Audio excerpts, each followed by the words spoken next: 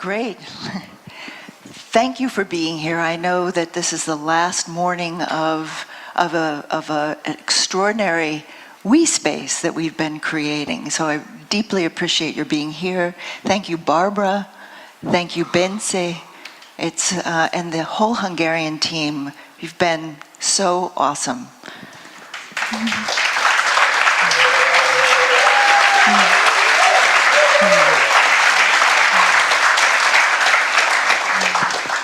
And thank you for all of you, or if I may say, all of us. Because basically what we try to talk about is very simple. It's a very simple message. They're as allies of evolution, talking as an ally of evolution to allies of evolution. There's something important right now. And this is the emergence of a new we space. And Bence, what you created here, what the team has created here, is an example of a new we space.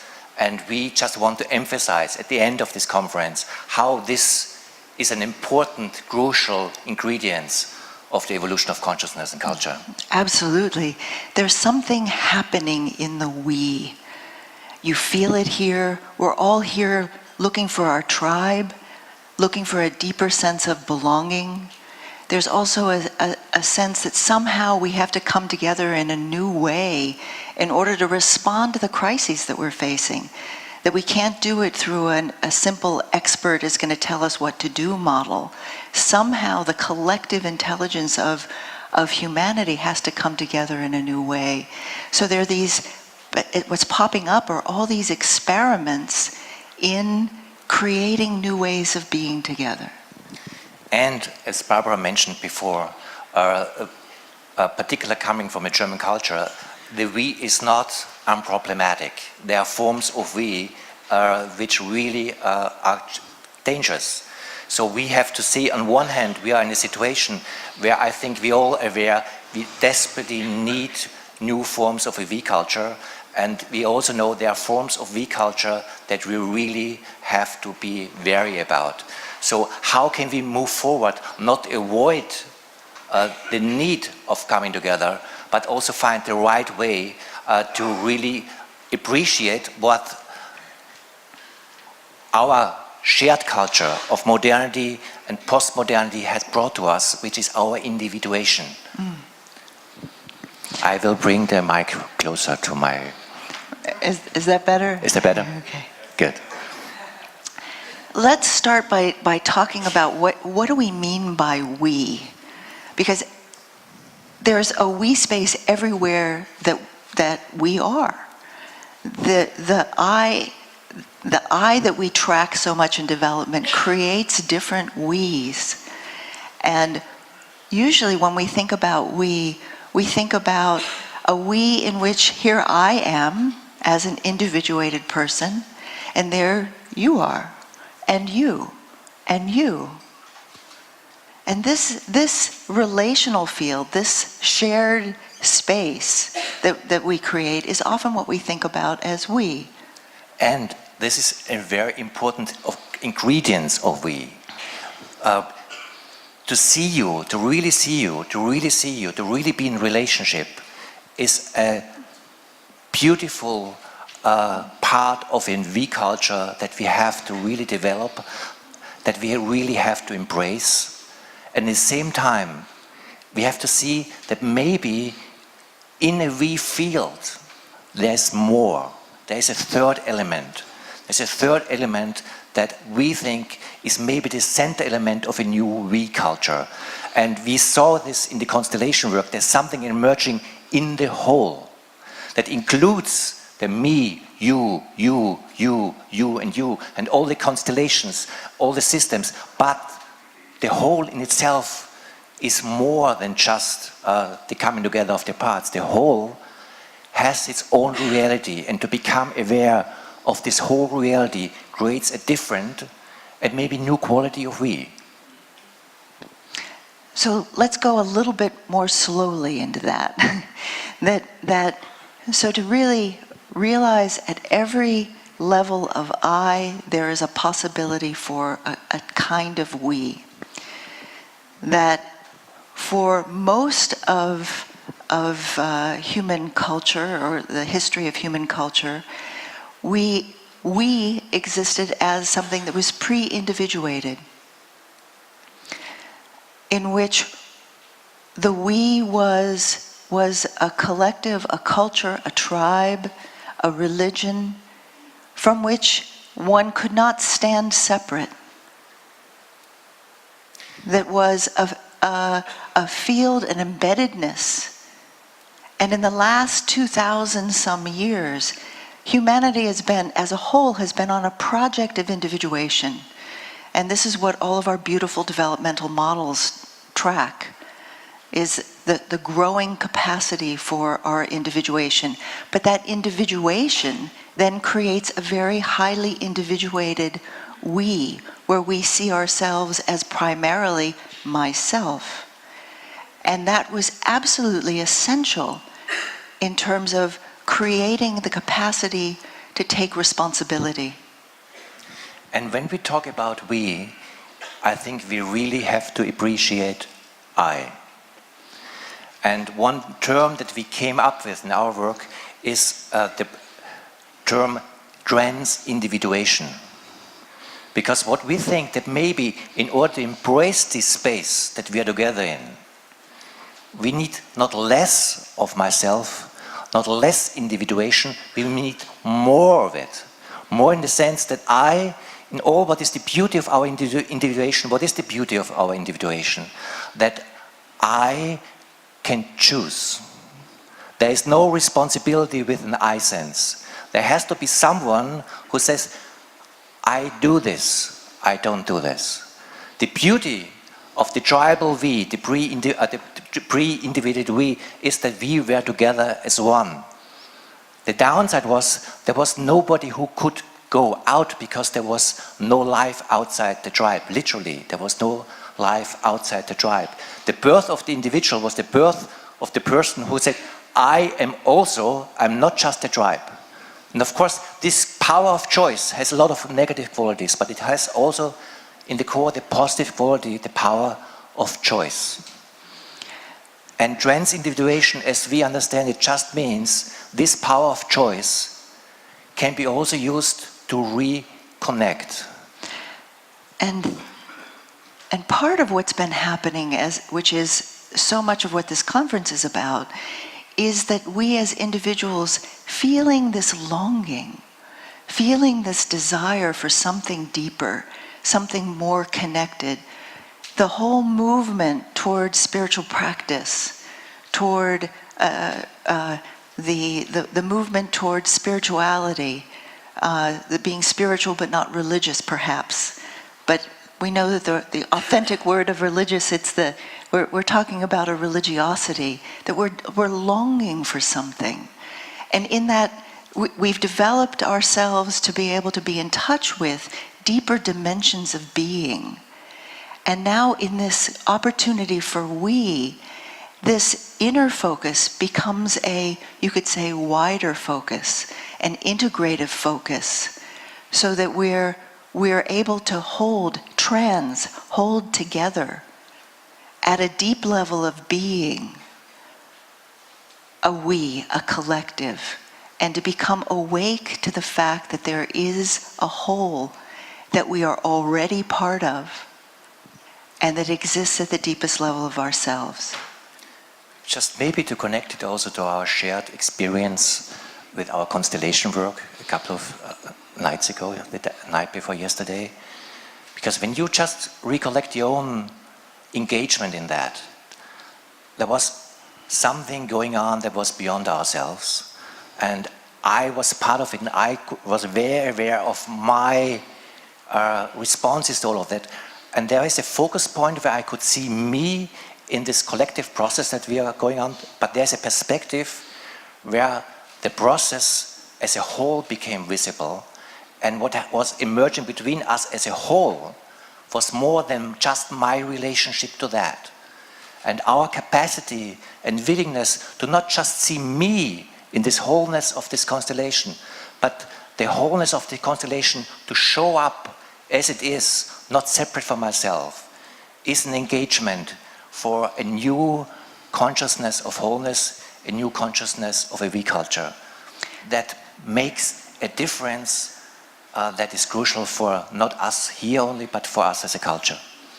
And as we're speaking about these different aspects of we invite you to follow with us, not simply mentally and cognitively, but remembering, bringing ourselves together as members of the human species, being together in this room where so much has taken place, where so much has been held between us, and these larger dimensions of we have become visible.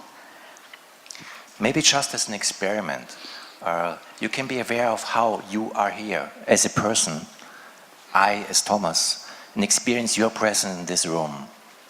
But maybe also, and maybe just take it as a play with your fantasy, you can be aware of the heartbeat of this room, the heartbeat of our shared presence right here, right now.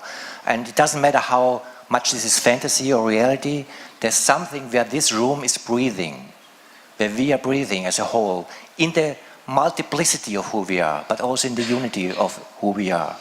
And to be aware that both is true, my presence in this shared space, your presence in this shared space, and the wholeness, the breath, the heartbeat. And to be aware of it both is maybe something that evolution needs from us. And it's that capacity to hold both myself, my responses, my personal history, my cultural history, and be open to something that is beyond myself, that is with the whole of us together as human beings in this room, but also a whole that opens up to an openness that is infinite, is an expansion, is what we mean by trans-individuation, and what we mean in our work by the higher we. And this higher we becomes more and more palpable when we make these shifts, when we move from simply being an I with other yous and recognize, oh, we're in relationship here, to becoming aware that we're aware of something beyond ourselves.